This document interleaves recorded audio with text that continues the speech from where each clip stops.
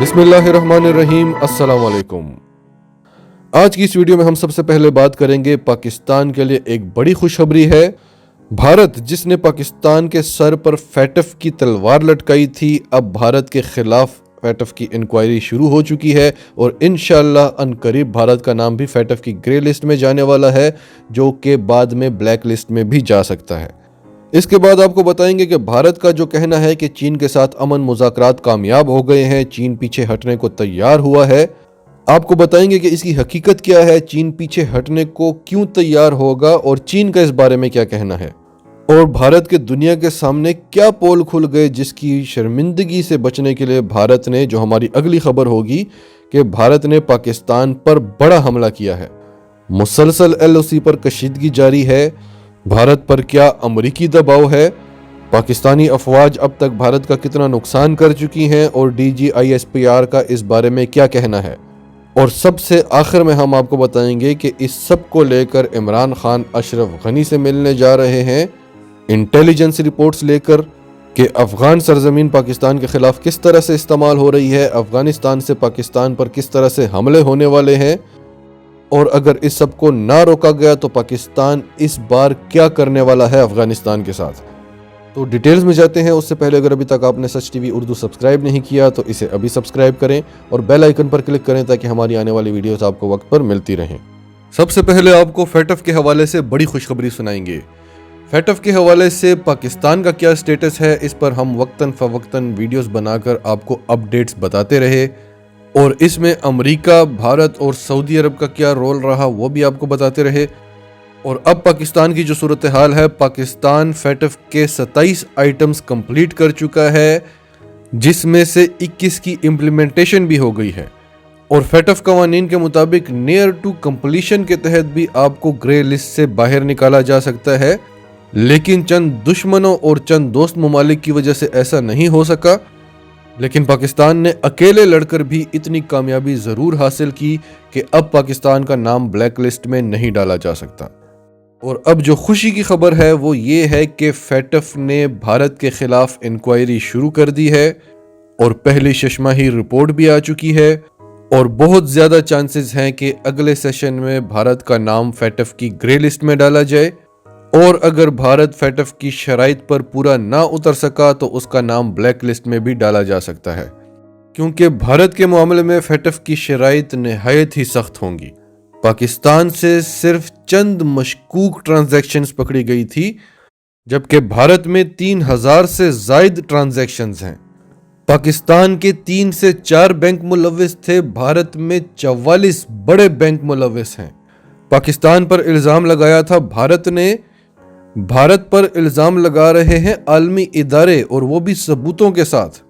भारत के खिलाफ ये report financial crime enforcement network ने पेश की है, जो कि एक बहुत बड़ा आलमी इदारा है, और इन्होंने भारत को मनी लॉन्ड्रिंग और टेरर फाइनेंसिंग का गढ़ करार दिया है। यानी भारत दहशतगर्दों को फंडिंग करने वाला सबसे बड़ा मुल्क है। भारत के खिलाफ मनी लॉन्ड्रिंग और टेरर फाइनेंसिंग के हवाले से कई रिपोर्ट्स पेश हुई हैं आलमी इदारों की तरफ से, और इन सब रिपोर्ट्स को मजबूत किया अक़वाम मुत्तहिदा की एक रिपोर्ट ने, जिसमें अक़वाम मुत्तहिदा के मुताबिक भारत दहशतगर्दी का गढ़ बन चुका है। अक़वाम मुत्तहिदा ने अपनी रिपोर्ट में लिखा कि भारत दाइश का गढ़ है और इसकी पुश्तपनाही भारत की खुफिया एजेंसी रॉ, BJP और RSS कर रहे हैं,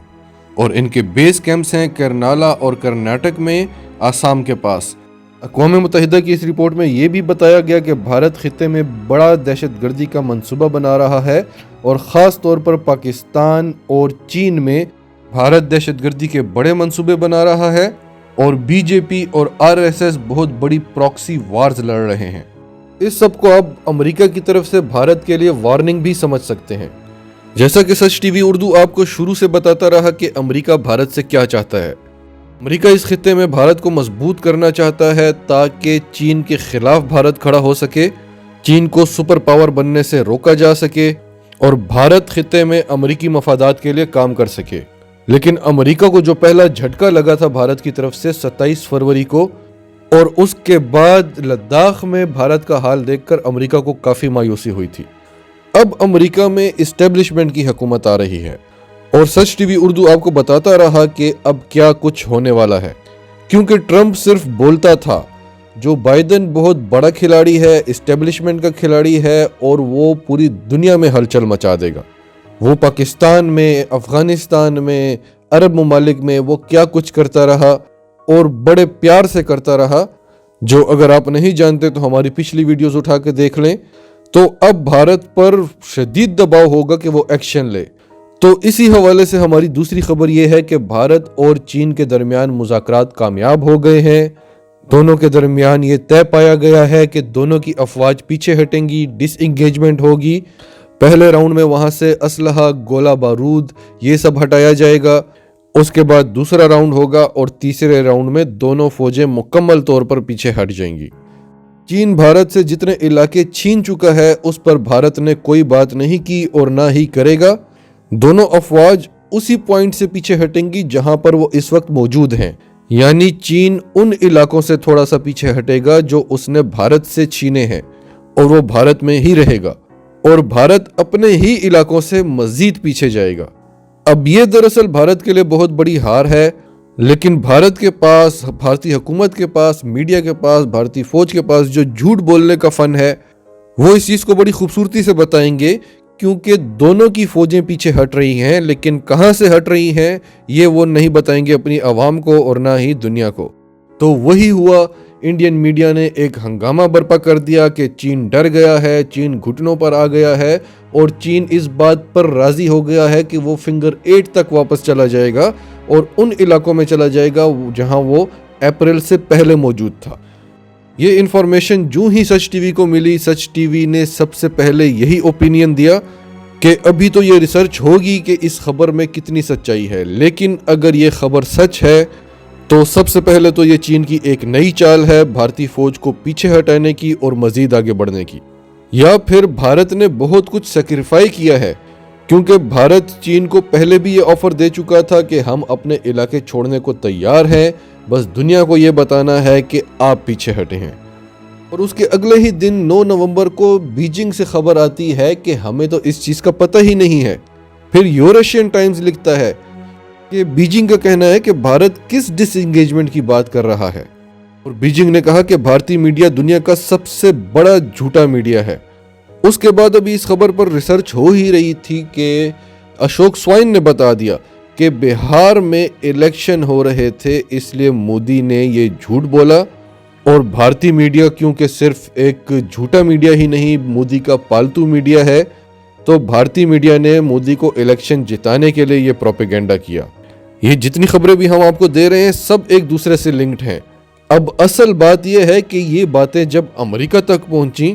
تو امریکہ کو ایک بار پھر مایوسی ہوئی، کیونکہ امریکہ بار بار یہی کوشش کر رہا ہے کہ بھارت چین کو جواب دے، بھارت اور چین میں ایک بار بڑی جنگ ہونی چاہیے، اور امریکہ بار بار یہی دیکھتا ہے کہ بھارت اس جنگ سے بھاگنا چاہتا ہے، اور اب آ رہی ہے جو بائیڈن کی حکومت۔ ہم آپ کو بار بار کہتے رہے ہیں کہ ٹرمپ صرف کہتا تھا، بائیڈن کروا سکتا ہے۔ جو بائیڈن اگر بھارت کے خلاف بیانات دے رہا ہے تو یہ اس کو وارننگز دے رہا ہے۔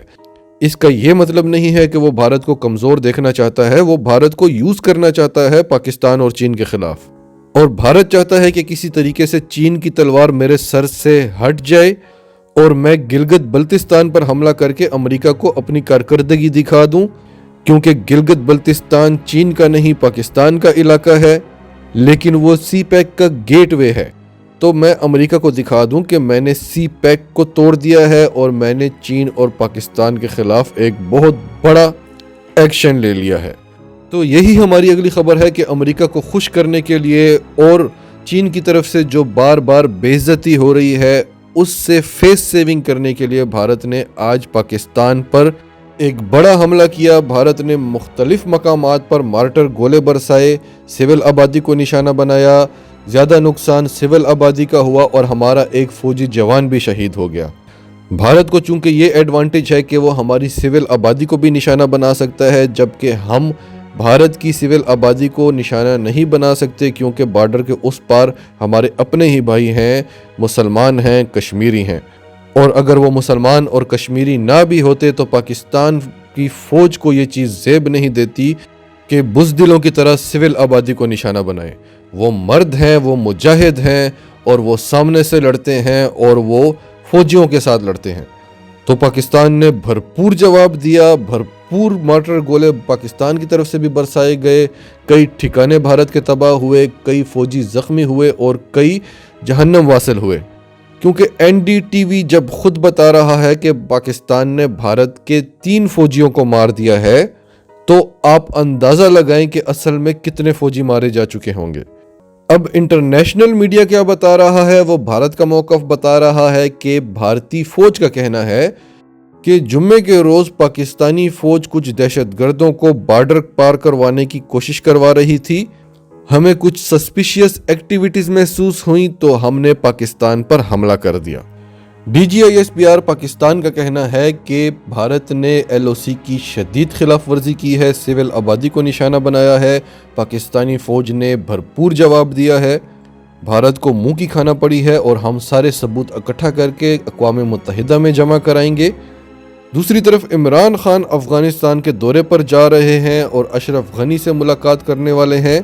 اس سے پہلے جنرل باجوہ کی بھی کئی ملاقاتیں ہو چکی ہیں اور عمران خان نے غنی حکومت کو صاف پیغام دینا ہے کہ یہ ہمارے پاس انٹیلیجنس رپورٹس ہیں۔ پاکستان کی انٹیلیجنس رپورٹس کے مطابق پاکستان پر بھارت ڈائریکٹ حملہ بھی کر سکتا ہے اور بہت سارے پراکسی حملے بھی ہونے والے ہیں جن کی منصوبہ بندی افغانستان میں کی جا رہی ہے، اور ماضی میں بھی پاکستان ایسے ایلیمنٹس کو نشانہ بناتا رہا ہے۔ ہمارے شاہین وہاں پر جا کے ایسے گروپس کو اڑاتے رہے ہیں، لیکن پاکستان اس سب کو اناؤنس نہیں کرتا تھا۔ اس بار اشرف غنی کو عمران خان صاف پیغام دینے والے ہیں کہ ہم نے افغانستان میں امن کے لیے اپنی بھرپور کوشش کر لی ہے، آپ کو بھارت کی ایکٹیویٹیز کو روکنا ہوگا۔ اگر افغانستان کی سرزمین پاکستان کے خلاف استعمال ہوئی تو اس بار پاکستان کا جو جواب ہوگا وہ بھرپور تو ہوگا ہی، لیکن اس کا سٹائل ڈیفرنٹ ہوگا۔ ناظرین، آپ کا اس سب کے بارے میں کیا کہنا ہے؟ کمنٹس میں اپنی رائے کا اظہار کریں، اور اگر آپ ہمارے چینل پر نئے ہیں تو ابھی سچ ٹی وی اردو کو سبسکرائب کریں، سچ ٹی وی فیملی کا حصہ بنیں، اور ہماری ویڈیوز پسند آئیں تو انہیں لائک کریں، شیئر کریں، تاکہ زیادہ سے زیادہ پاکستانیوں تک یہ میسیجز پہنچتے رہیں۔